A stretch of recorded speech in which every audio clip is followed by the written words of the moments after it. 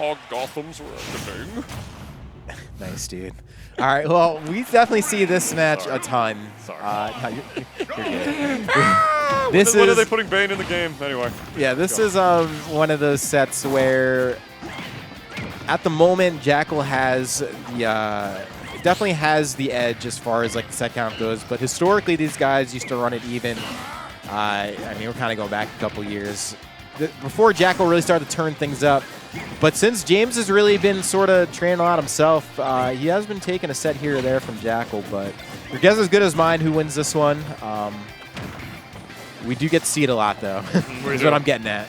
Yeah, it's definitely a classic to the point where, like, even I as a caster, like, I've casted this particular set so damn much where it's just like I gotta like focus on the play-by-play. You know what I mean? You have to pay so attention. Much about the matchup at this point, or we should really. You gotta pay attention. You have to pay attention. Things happen really fast, and we're talking about what a volatile player, or not really a volatile player, but how volatile games can be with Jakal. And when you put Rivers in combination with that, it gets very crazy. You'll see someone up 2 stocks and suddenly even game. You'll see another person up a stock and they're trading, and it's just very fast-paced. Yeah, the way I always describe this matchup is that like it's sort of like, you know, like a differential of like how you're feeding the meter. Like Rivers will get a bunch of hits because Diddy's punish game literally usually involves more hits or true combos than Jakal's does. But the thing is that Diddy keeps you at disadvantage for longer, or he could with the way that he plays. Jakal will only hit you a couple of times, and because it's Wolf, you'll be at just such crazy high damage. But you see that Rivers was already able to land. It's like way quicker that he's able to get to the ground this time around. So I feel like when it comes to this matchup, not just between this matchup, but between these two players, I should say specifically, it all depends on how long they're able to keep the other in disadvantage and how specifically they do that. Because these characters do that in very different ways, in my opinion. Yeah, I mean, you're right about that. Does look like, you know, like I said, it gets a little volatile. We got the TP even for a second after big Jakal lead. Now we're back to big Jakal lead. And who knows who finds advantage next? It does look like it is going to be Jakal, who honestly threatening to take the game right now. They're looking really good right now. I love that option coverage right there. Throwing the banana to the left, forcing James to air dodge to the right, and just standing there waiting for the grab. Okay, you're insane. You're really insane. Yeah, he just kind of knew the set was going to end there, I guess, think. yeah. So that's just Jakal being the madman that he is. So there we go. I mean, he was up a whole stock, so, you know. Yeah, he just as well, you know, and he doesn't want to let James linger around either because he knows that could definitely work against him. He definitely can. We got some food over here. Yummy food, baby.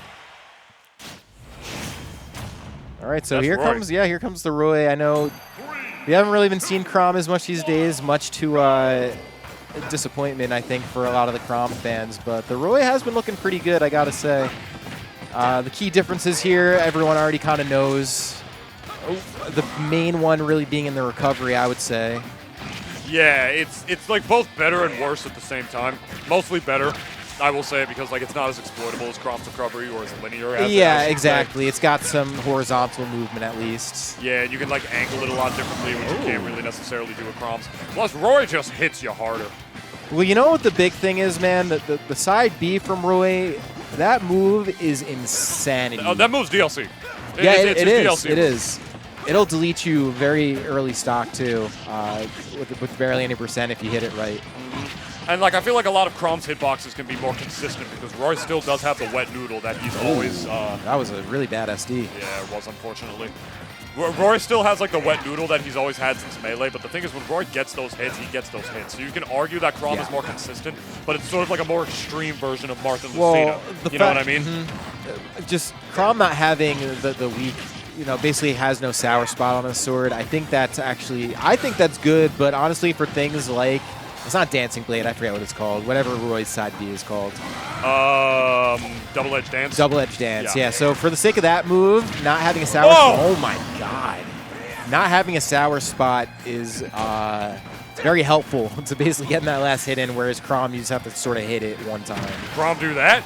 No, Chrom doesn't do that. I was going to say, man, you know, the thing is that, like, you know, Roy's consistent power is just so much better, even though he's got the wet noodle. Like, yeah, like, you could argue that, like, Chrom could be more consistent in that kind of way, but, yeah, it's just because he's got no sour spot, that doesn't even mean, like, once he's in without those sour spots, it's necessarily better. I mean, let's just put it this way. Roy's a top tier. You know what I mean? Character is definitely towards the top of the tier list. Chrom just isn't, straight up.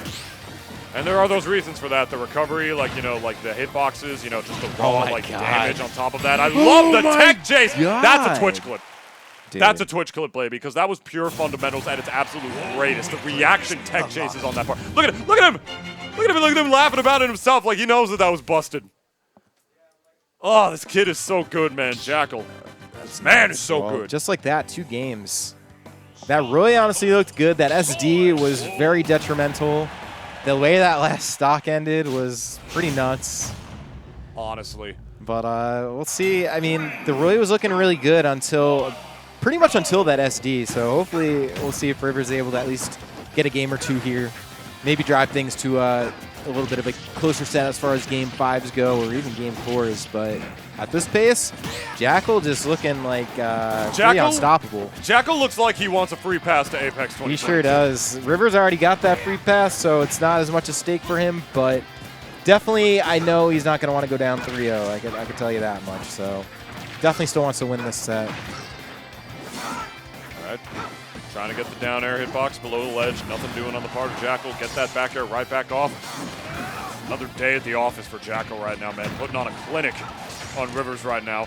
I love the fact that he's committing to Roy, man. This character is good, man, and I definitely want to see what he can do with it. Some more time, I think, in bracket setting using Roy like this will go a long way for Rivers. Just get used to the different angles. Oh my God, that was pretty brutal. I think that, you see, like that kind of thing right there. That looked like I don't know. I mean, it was just kind of. I guess the air dodge just didn't cover where he thought it would. Memory. But yeah, I think it was probably that. Yeah, because I am noticing there are some positions that he can wind up putting himself in, where it's just like, oh, Chrom would have lived there. Or, you know, just drop zone forward airs in general, my friend. I mean, at the end of the day, you know, we're talking about like all the differences they have, and they are very different, but they are Echo Fighters at the end of the day. Yeah, they are. I mean, they're the same. Like using, oh my Lord.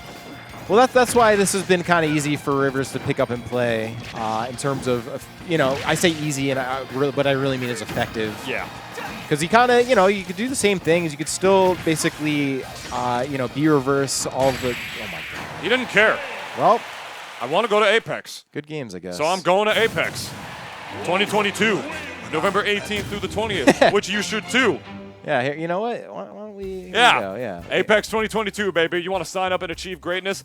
This is the tournament that got me into competitive Smash. I watched Apex 2015 from afar, fell in love with all the storylines that were happening at that amazing event, and now we got Jakal going there, guaranteed. But if you're not good enough to get guaranteed top 2 at Platinum Star Smash, you can save $5 on registration right now with code PSS at start.gg/Apex. If you don't do that and you plan on going to Apex, you're literally just dumb because it's $5 Well, I mean, off yeah, you're kind of throwing money no away. reason. Like, if you're thinking about going, like, you might as well. Just sign up and use code PSS. They say don't let your dreams be memes, but don't let your... I mean, well, no, they say don't let your memes be dreams, but don't let your dreams be memes. All right, I wasn't sure where you were going with it, but you picked it up. I said it the wrong way around. Thank you.